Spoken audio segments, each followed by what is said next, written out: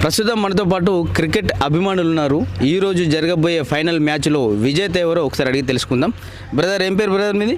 వేదాంత్. వేదాంత్ చెప్పు, ఈ ఫైనల్ మ్యాచ్లో ఎవరు గెలవబోతా ఉన్నారు? ఆబ్వియస్లీ ఇండియానే. ఎందుకు? ఎందుకంటే మన ఇండియా అన్ని మ్యాచెస్ గెలుచుకుంటూ వచ్చింది ఫస్ట్ నుంచి.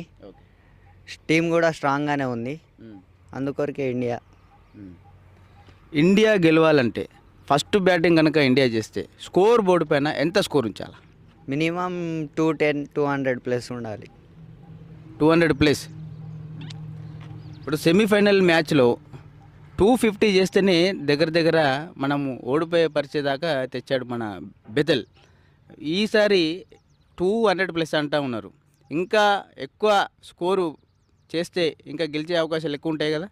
అవును, కాకపోతే పోయిన పిచ్ అనేది వాంకేడే, అది చిన్న స్టేడియం. ఇది కొంచెం పెద్ద stadium, Narendra Modi stadium. So 200 అని నేను అనుకుంటున్నాను. 250+ అయితే కాదనుకుంటున్నాను.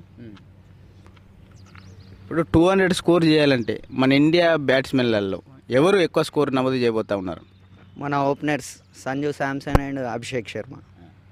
అభిషేక్ శర్మ గురించి చెప్తే గత కొన్ని మ్యాచ్లన్నీ చాలా తక్కువ స్కోర్ అయితే చేసి అవుట్ అయ్యాడు. సో ఈసారి తను ఎక్కువ స్కోర్ చేసే అవకాశాలు ఉన్నాయంటారా? ఛాన్సెస్ ఉన్నాయి.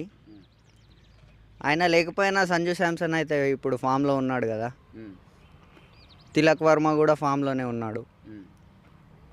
అవుతూ ఉంటుంది క్రికెట్లో. ఎక్కువ రన్స్ కొడుతూ ఉంటారు. మ్యాచ్లో ఒక మ్యాచ్లో తక్కువ కొడితే ఇంకో మ్యాచ్లో ఎక్కువ కొడతారంటారు. అవును.